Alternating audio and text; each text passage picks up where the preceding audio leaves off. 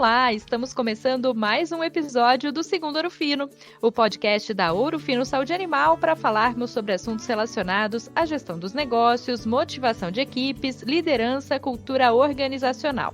Eu sou a Mariana Anselmo e faço parte do time de comunicação corporativa da maior indústria farmacêutica veterinária de origem brasileira. Hoje a gente vai falar sobre a teoria da positividade. Você já ouviu falar em síndrome de Poliana? Aquela pessoa que está sempre feliz, sempre vendo o lado positivo das coisas? Quem conversa com a gente sobre esse tema hoje é a Marcela Cavanilla, que retorna ao nosso podcast. Para quem ainda não conhece, a Marcela é gerente de desenvolvimento humano organizacional na Ouro Fino, também é conhecida como a mãe da Betina, uma pessoa que ama a natureza, gosta de cozinhar e é apaixonada por conhecer diferentes culturas. Marcela, seja muito bem-vinda. Obrigada, Mari, um prazer estar aqui novamente com vocês. A gente é que agradece a tua participação. Marcela, eu tô aqui falando, que você volta pro nosso bate-papo porque você já participou do episódio sobre aprendizagem contínua, falando do match dessa prática com carreira. E fica a dica aí pra turma escutar também. Marcela, agora sem mais delongas, vamos direto pro assunto de hoje. Eu já queria começar pedindo para você colocar todo mundo na mesma página. De onde veio essa expressão síndrome de Poliana e como ela tem a ver com o comportamento das pessoas? Mari, essa expressão ela vem de um livro, chamado Poliana, que conta a história de uma garota que faz o jogo do contente. E nesse jogo, ela sempre procura algo para se alegrar, Então, quando ela está numa situação muito triste que está acontecendo na vida dela, ela sempre procura alguma forma de minimizar essa frustração e encontrar uma motivação para passar por esse momento mais difícil e conturbado. Então, quando você me pergunta se tem a ver com o comportamento das pessoas, a resposta é sim, porque está diretamente relacionado a uma atitude, que eu posso optar e decidir para poder enfrentar algum acontecimento que não me deixou feliz em determinado momento. E Marcela, qual que é a importância da felicidade na vida das pessoas? Mari, essa pergunta é bem valiosa, e profunda. Eu acredito que o primeiro entendimento que a gente tem que ter e reflexão é que a felicidade não é algo que a gente vai encontrar todos os dias de maneira plena, até porque a nossa vida ela é cheia de turbulência. Então, o que a gente tem que ter em mente é que a felicidade vão ser só episódios, eventuais, que nos faz sentir vivos, e alertas, que mostra pra gente toda essa vitalidade que a gente tem. Então, quando a gente tem essa consciência, eu acho que a gente consegue lidar melhor com as situações e desafios que a gente vai enfrentar no nosso dia a dia. E como que a gente transporta tudo isso para o ambiente corporativo? Quando a gente fala sobre como é que a gente lida, com situações não tão felizes, não tão prazerosas para nós, com frustrações, e aí pode ser frustrações porque eu ainda não consegui o cargo que eu queria, ou porque eu tenho que fazer uma atividade que eu não gosto tanto, são experiências que a gente pode encarar de diversas maneiras, Então, como é que a gente vai transformar aquilo que eu estou fazendo, ou aquele momento em específico que eu estou vivendo, em alguma coisa que me faça aprender, que me faça evoluir e atingir um bom resultado? Então, essa maneira de encarar as situações e trazer um olhar positivo depende em grande parte de mim, de como eu, como profissional e como pessoa, vou viver as situações que eu estou inserida. Marcela, você é psicóloga de formação e aí eu vou trazer uma pergunta aqui para você, se você acha que felicidade é contagiosa e que isso deve ser praticado. Olha, eu acredito assim, a felicidade, a positividade, o bom humor, normalmente a gente tende a admirar essas características nas pessoas que usam essa habilidade ao seu favor no dia a dia, Então, isso nos faz estar em contato com essa energia, com essa vitalidade que alegra as pessoas, que é aquilo que a gente falou sobre viver, sobre felicidade. Então, como eu disse anteriormente, a vida é cheia de turbulências, E conseguir aplicar esses recursos, que são benéficos na nossa rotina, eu acho que pode ser bem positivo, tanto para a nossa saúde mental e física. Então, eu acredito que, de certa forma, isso traz para a gente uma experiência bem positiva quando a gente se relaciona com pessoas que têm essas habilidades e usa essas habilidades com facilidade. Marcela, e puxando o gancho do que você está trazendo agora, eu queria ir um pouquinho para o outro lado, porque fazer o jogo do contente é muito importante em vários momentos da vida, como você estava explicando.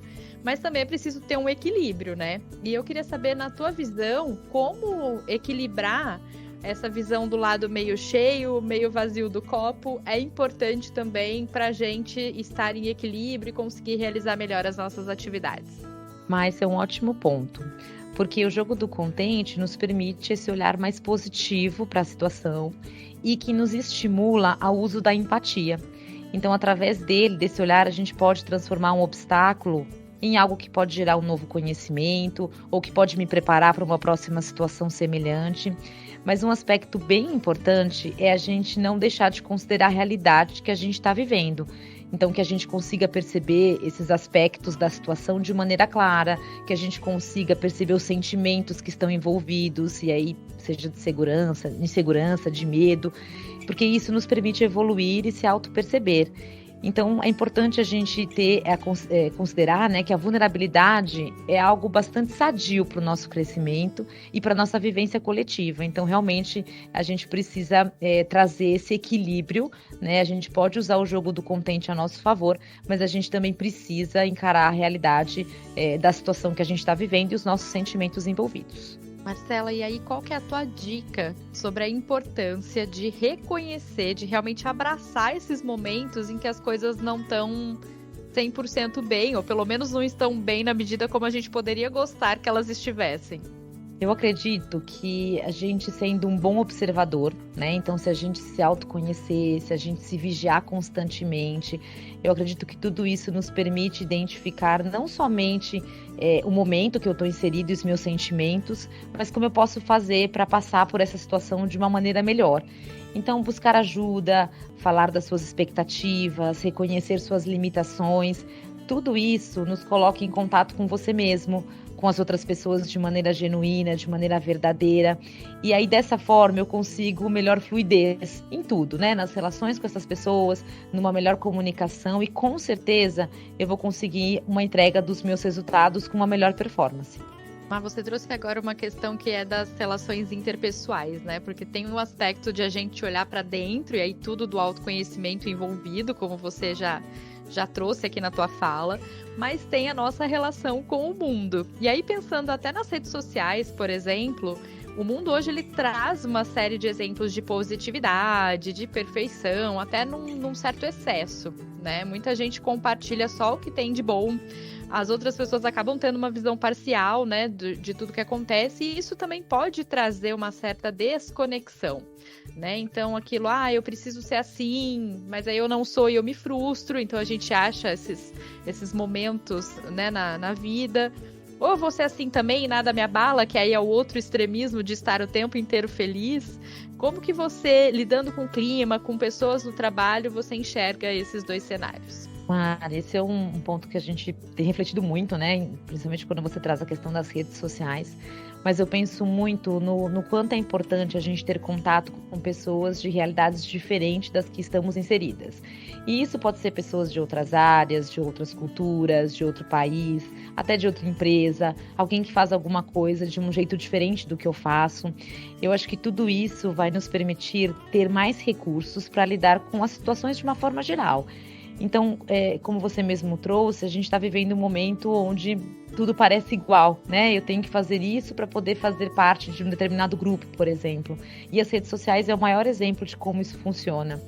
Então, eu acho que vale a reflexão sempre, como é que nós vamos nos diferenciar, né? Como é que nós vamos encontrar o nosso jeito de fazer as coisas, seja na empresa, seja na nossa vida, né, pessoal.